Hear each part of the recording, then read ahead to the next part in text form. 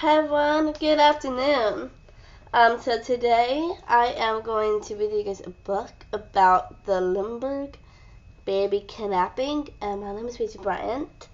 I am very excited to tell you everything that has happened in the story. So basically, what happened in the story? Well, there are a couple of features about different things. So, one, there was a suspect on the loose named Hupminen Bruno. That's the first name, Bruno, of course. Bruno Hupminen, Richard.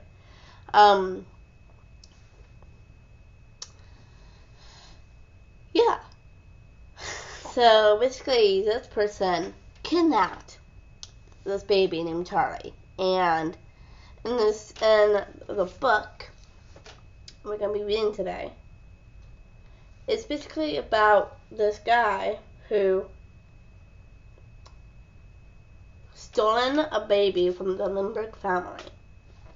And basically,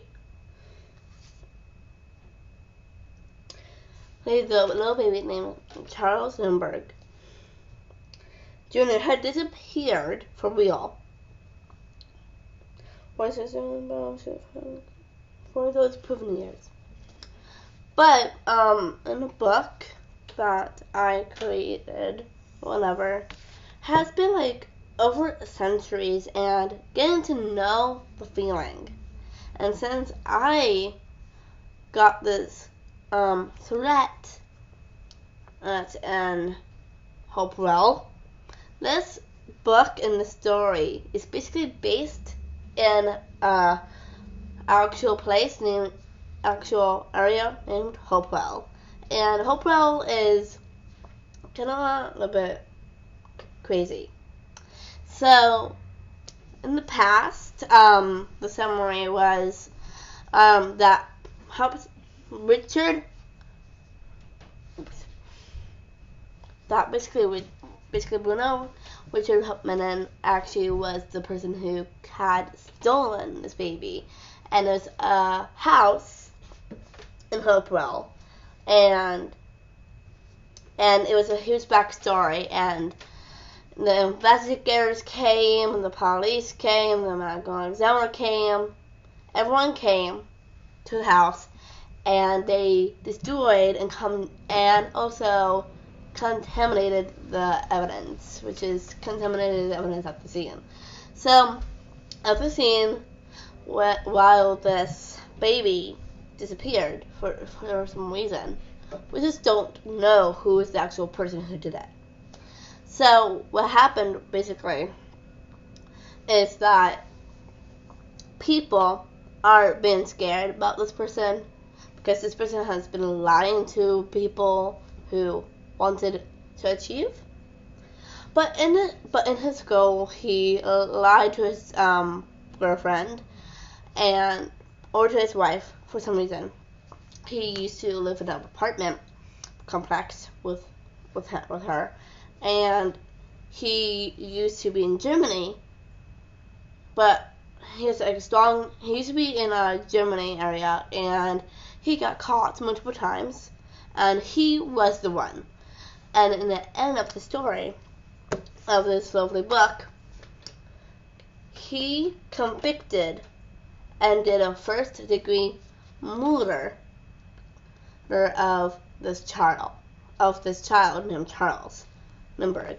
And it was kind of sad for some reason, but in multiple reasons why we do this, and it's because we take the evidence that we think that Hupminen had discovered, but it's fine. But the investigators and whatever had found has been contaminated plus destroyed by them. The evidence was there was a ladder, because the ladder was basically a really cool concept of this book, of the story as well. And I wanted to achieve this goal, to answer the questions in the book. And the book had answered the quote quotation marks of the quotes of Hotmanen, that he thinks that he was innocent, and he thought that he is guilty because he was the one who did the crime that he committed to. So, I am basically going to tell you that the story that we've been reading in our school, and they do lots of evidence work in here and DNA work and whatever, but this is a Nuremberg baby kidnapping, and it's still not solved yet. But we just don't know who actually did it. So, in the book,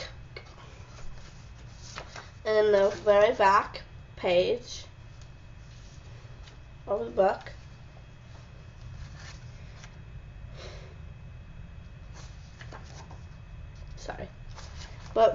I found out that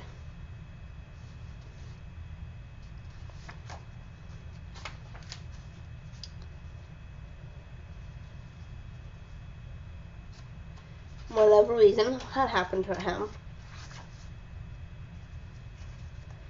Whatever. But the evidence was a ladder, because in the beginning of the story, this man was going to this place, this Nuremberg's house, and the baby was tucked in by this nursemaid, had whatever, and left the window open for some reason, for some air to go in, and to go in into his room so he can get some fresh air. But it turns out that the window was actually on the second level, actually, on top of the house. And so the ladder was kind of important because it was kind of, yeah. So when he went through the window with a ladder, he climbed the ladder, went through the window, picked up the baby, and left the house completely. And so then the nursemaid came back and saw, like, oh my god, what just happened? And then had direct downstairs again. And she told that they took him. And that was the nursemaid for real in this book. But they were doing stuff, whatever in the house, waiting for the father to come back. And the father came back, and Anne was the wife of him, named Anne Morrow Nuremberg. And she told the father that they took him. The kidnapper took him. And it was kind of obvious. So that's one evidence. The second evidence was a ransom note. He left the ransom note. When he left the house, the complex, whatever, for some reason, there was an envelope left by the window, by the window, of course. And there was a ransom note there, saying that lots of, like, amounts of money, gold certificates, something, people in this story, whatever, had been scared of him. But this secretive thing that he did was kind of not good. It was illegal, and he committed this crime. And this is considered unknown. But he got taken to custody and put in jail because he was the one who did it. He took the baby into the woods and killed the baby. And no one knows. So, no one knows about that part.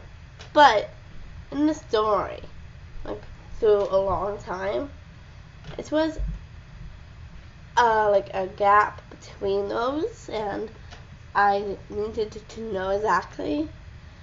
And what he did was that people in community services in this book could tell him, like, you can't do that, this is illegal, you commit a crime.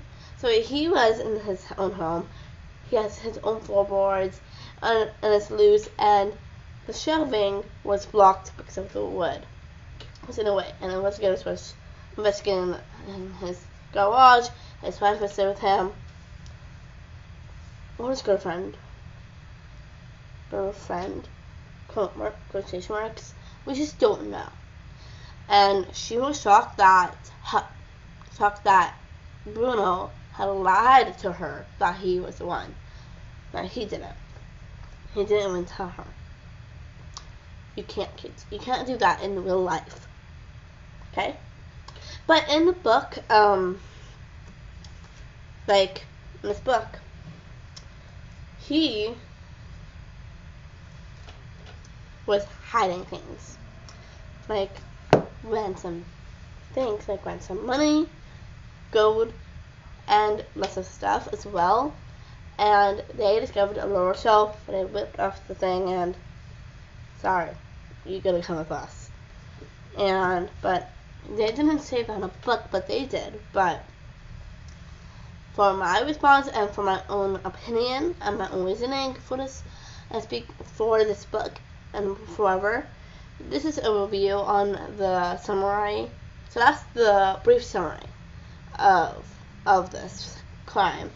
So the crime had happened in the date at this time, at the moment in the passing by in this book. And this book was actually and this is a discovery. I'm gonna read the back part so you can get to know what this book is all about, actually. So the discovery that the child was missing set onto motion that would become the most famous kidnapping case in American history. There's lots of chaos,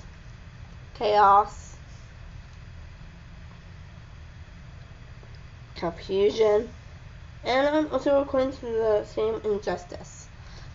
This is the book, and I prefer to get in this book because if I love this book, go ahead and go get it, because this is a very interesting book I've been reading, and since I met up with this book and something like that, but I actually got this as a book from high school.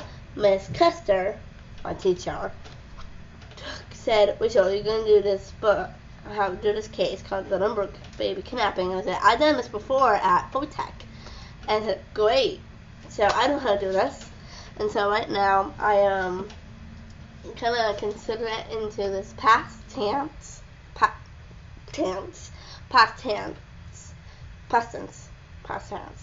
And yeah, I really like this book a lot. Should I recommend it? Well, I do recommend it because it's so fantastic in this book. Alright guys, that is basically it for this podcast. Thank you so much. And if you guys want to hear more podcasts like this, make sure you comment down below what other podcasts you want me to do next. Thank you and have a nice time. And if you guys want to see more books like this and me telling you what has happened, what's happening, and what is the evidence in this book, and whatever. Thank you guys. Bye.